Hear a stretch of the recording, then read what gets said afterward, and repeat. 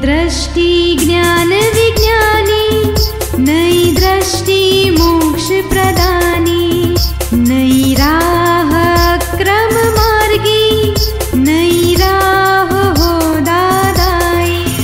जय जय स्वस्वरूपम ज्योति, अहो प्रत्यक्ष है ये ज्ञानी। जय जय स्वस्वरूपम ज्योति, अहो प्रत्यक्ष है ये ज्ञानी। नमस्कार, आदाब, वणक्कम, सत श्री अकाल, जय श्री कृष्ण, जय सच्चिदानंद। दोस्तों, आपका स्वागत है आज की नई दृष्टि नई राह प्रोग्राम में। इस प्रोग्राम की जो नई दृष्टि है वो किसने दी है?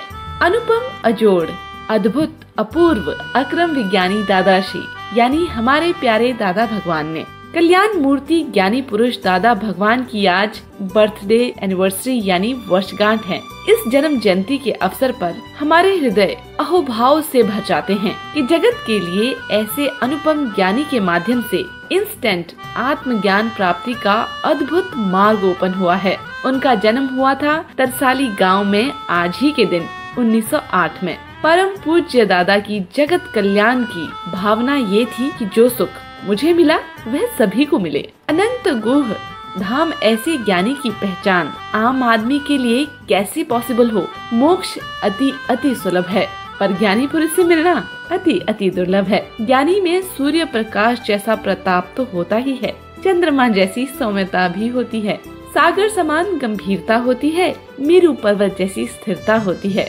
न भूतो न भविष्यति यह प्रेमल मूर्ति। तो चलिए मनाए अवसर ये उमंग से, हो झांकी पूर्णमासी की हमारे चहेते आत्मज्ञानी पूज्य दीपक भाई के साथ। सर, हर किसी को तो कृष्ण सारथी के रूप में मिलते नहीं है, तो अब उस युद्ध को लड़ना या नहीं लड़ना, ये ज्ञान व्यक्ति में कैसे आए? कॉम्प्रोमाइज जैसे करना या इग्नोर करना, जो मैं समझ पा रहा हूँ आपकी बातों से कि हमको एक क्लेश को बढ़ाना नहीं चाहिए, पर कौन सी परिस्थिति पर हमको ये भाव आए कि यहाँ पर हमें इसे लड़ना ही चाहिए? दो प्रकार के सॉल्यूशन है। एक बुद्धि से आदमी विवरण करते एनालिसिस करते करते सॉल्यूशन लाता है कि भाई देखो ना, ये कार कितने हाईवे पे चलती है ना, तो सोचता है कि एक्सीडेंट करेगा तो मेरा भी नुकसान हो जाएगा, सामने वाले को भी नुकसान हो जाएगा। तो वहाँ बुद्धि से सॉल्यूशन लाता है कि नहीं, चलो उसके आगे जाने दो, एडजस्टमेंट ले लो। ये बुद्धि से भी थोड़ा थोड़ा आदमी एडजस्टमेंट ले सकता है कि मुझे टकराव बढ़ेगा, दोनों को दुख बढ़ते हैं, मगर वो बहुत हाई लेवल की बुद्धि होनी चाहिए। नहीं तो क्या है कि विपरीत बुद्धि, आजकल तो विपरीत बुद्धि है कि मुझे एक मारा तो मैं 4 मार दो, सीधा हो जाएगा। इसने मिक्सिंग किया धंधे में तो मैं भी मिक्सिंग करके बेचूंगा, मुझे ज़्यादा पैसा मिलेगा। विपरीत बुद्धि है। थोड़ी सम्यक बुद्धि है ना, पॉजिटिव बुद्धि होगी तो आदमी सॉल्यूशन के लिए कुछ सोच सकता है। तो दूसरा रास्ता है ज्ञान का कि सच्ची बात समझ लो कि मेरे साथ ऐसा व्यवहार क्यों करता है, मेरा कुछ हिसाब होना चाहिए। नहीं बताया कुछ 1 लाख लिया होगा तो 25,000 मांगने आएगा ही आएगा, 1 लाख वापस मांगने आएगा ही आएगा। तो ये अभी जो अर्जुन की जो बात बोलते हैं लड़ाई की, तो उसका कर्म है, वो राजा था और उसका कर्म ऐसा था लड़ाई का, और वो पूरा करना ही, उसको कर्म फल ऐसा ही बांधा था कि लड़ाई होने वाली थी। उसको विषाद आ गया था, वैराग्य आ गया था। तो अर्जुन को वापस कृष्ण भगवान ने सच्ची समझ दी और लड़ाई का कर्म पूरा कराया, और उसको भीतर में ऐसी दृष्टि दे दी जो तत्व दृष्टि, वो ज्ञान दृष्टि बोला जाता है। वो दृष्टि मिलने से आत्मवत् सर्वभूतेषु दृष्टि मिली। आत्मा मारता भी नहीं है, मरता भी नहीं है, क्योंकि आत्मा अविनाशी तत्व है। ये आदमी मर गया तो भीतर में आत्मा मर गया, ऐसा नहीं हुआ था। और वो दृष्टि अर्जुन के पास थी। तो ये बुद्धि से सॉल्यूशन ला सकते हो तो लाइए, नहीं तो तत्व दृष्टि में आइए। तत्व दृष्टि तत्व ज्ञान प्राप्त हो ये बिना नहीं हो सकती है। तो तत्व ज्ञान प्राप्त करने के लिए क्या करना चाहिए, वो दूसरा क्वेश्चन है कि उनको तो सारथी अर्जुन मिल गए अर्जुन को, और हम लोग कहाँ जाए, कौन मिले हमको?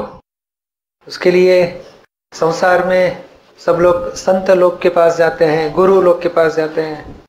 पर सच्ची बात, संत गुरु या ज्ञानी, उसमें बहुत अंतर है।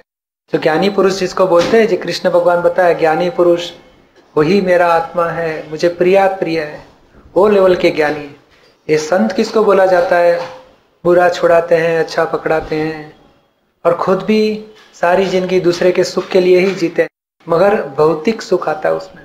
तत्व दृष्टि खुद भी आत्मज्ञान प्राप्त नहीं हुआ रहता है और दूसरे को भी आत्मज्ञान नहीं प्राप्त कराते हैं। संत और गुरु भी ऐसे ही रहते हैं, कुछ न कुछ बुरा छुड़ाते हैं, अच्छा पकड़ाते हैं, खुद भी आत्मज्ञान नहीं हुआ और दूसरे को भी आत्मज्ञान नहीं कराते, मगर धर्म प्राप्त कराते हैं।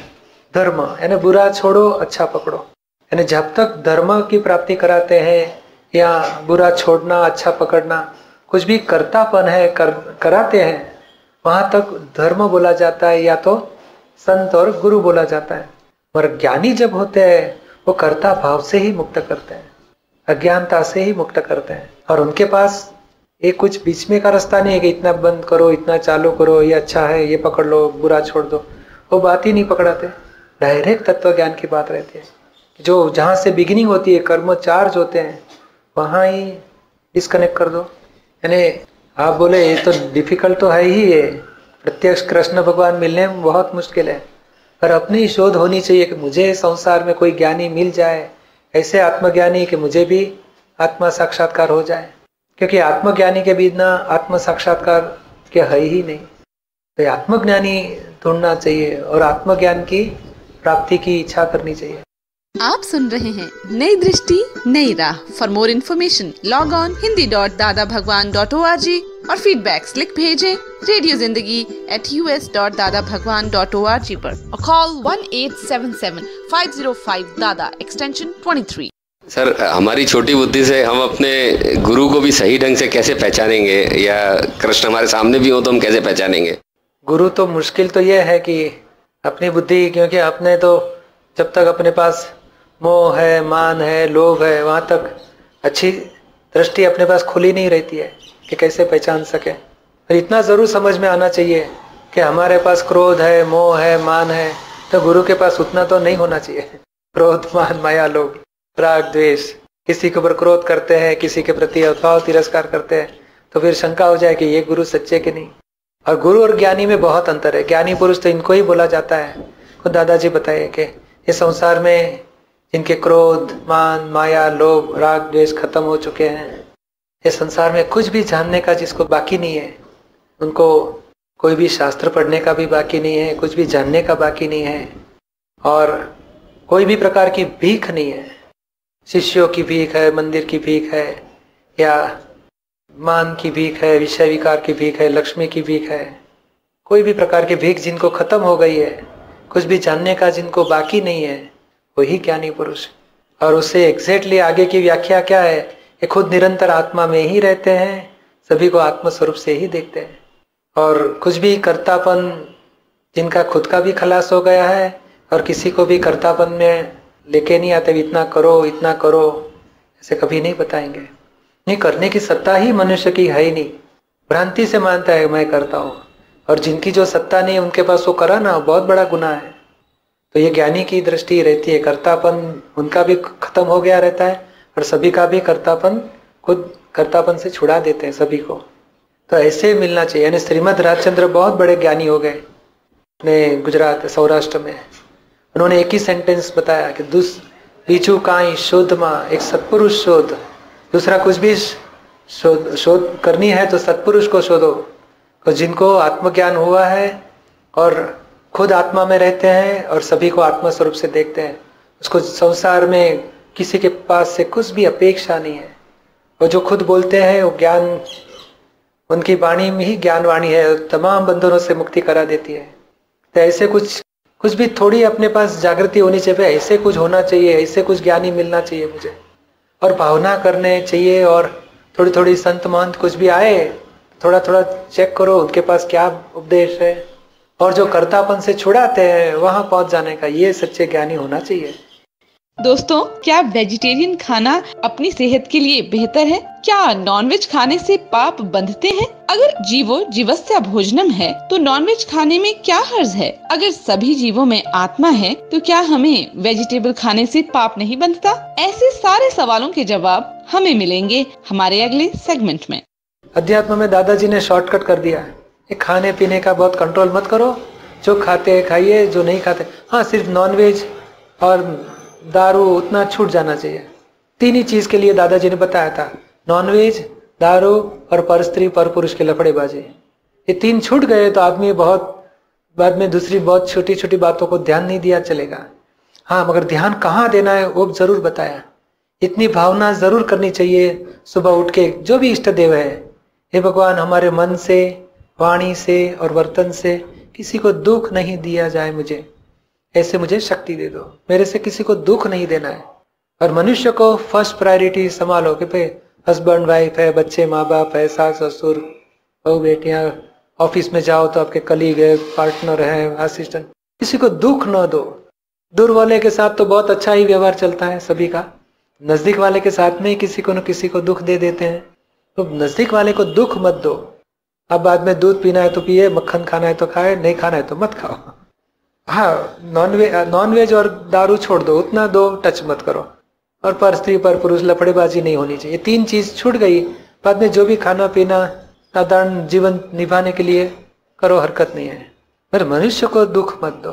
और मनुष्य को आप दुख नहीं देते हैं तो सेकंड नंबर में बाद में चूहा है, कुत्ता है, बिल्ली है, सब आ जाएंगे। पंच इंद्रिय जानवर है, उसे चार इंद्रिय, मच्छर है, मक्खी है, सब चार इंद्रिय है। तीन इंद्रिय जो ये कॉकरोचेस है, खटमल है, दो इंद्रिय वाले, ऐसे एक इंद्रिय तक। एक इंद्रिय से ऊपर वाले जीव को दुख मत दो। एक इंद्रिय जो पेड़ है, सब्जी बाजी है, सब खाना पीना एक इंद्रिय जीव का है, उसमें कोई हरकत नहीं है। आपको घी लेना है, मक्खन लेना है, आराम से खाइए, उसमें हरकत नहीं है। वो इतना नुकसान नहीं करता है जितना एक मनुष्य को दुख दिया वो सबसे बड़ा नुकसान है। जैसे अब सब्जी रोटी खाओ तो 1 रुपये का लॉस होएगा, मक्खन कुछ खाया तो 5 रुपये तक लॉस होएगा, और ऑनियन पोटैटो खाया तो 10 रुपये तक लॉस होएगा, और मीट खाया तो 1000 रुपये का लॉस हो गया। और मनुष्य को दुख दे दिया क्रोध से, अपमान से, लोभ से, विषय विकार से, तो 5-5 हजार रुपये का लॉस हो जाता है। जस्ट फिगर कंपेरेटिव बताते हैं, ऐसे सचमुच 5,000 जाते नहीं है। वो बोलेगा हमारे पास 5 लाख है, मजा कर लूंगा, वो नहीं, इस पैसे का मामला नहीं है, मगर कंपेरेटिव 1, 5, 10, 1000 और ये 5000, इतना डिफरेंस है। यानी सबसे मनुष्य को किसी को हर्ट मत करो। और मनुष्य में बाहर में भी नहीं, घर वाले के संभालो, वहां ही दुख हो जाता है। बच्चों के साथ, हस्बैंड वाइफ के बीच में उतना संभाल लिया तो बहुत आपका जीवन में 80%, 90% तो आपने रिकवरी कर ली। घर में ही एक दूसरे को दुख देना बंद हो गया, बहुत हो गया, घर ही स्वर्ग हो गया। साथियों, अभी आप सुन रहे थे नई दृष्टि नई राह। दादाजी की यही भावना थी कि बच्चे और युवा अपनी जिंदगी में ये ज्ञान इम्प्लीमेंट करके अपनी जिंदगी को संवार ले, सुधार ले।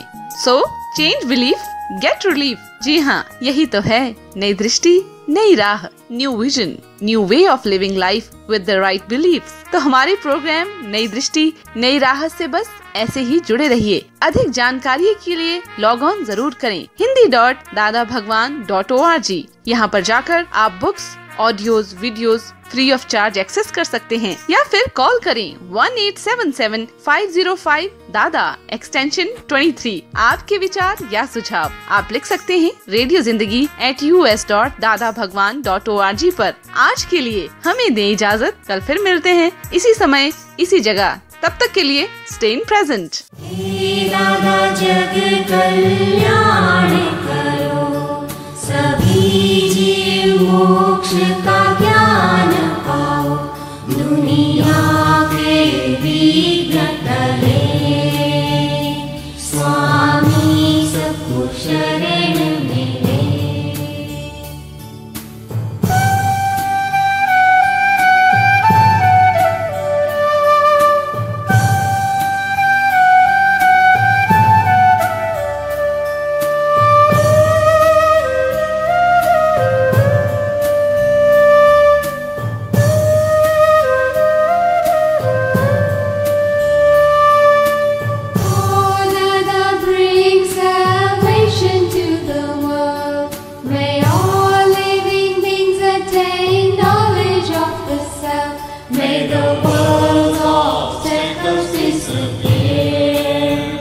Swami grant shelter to all.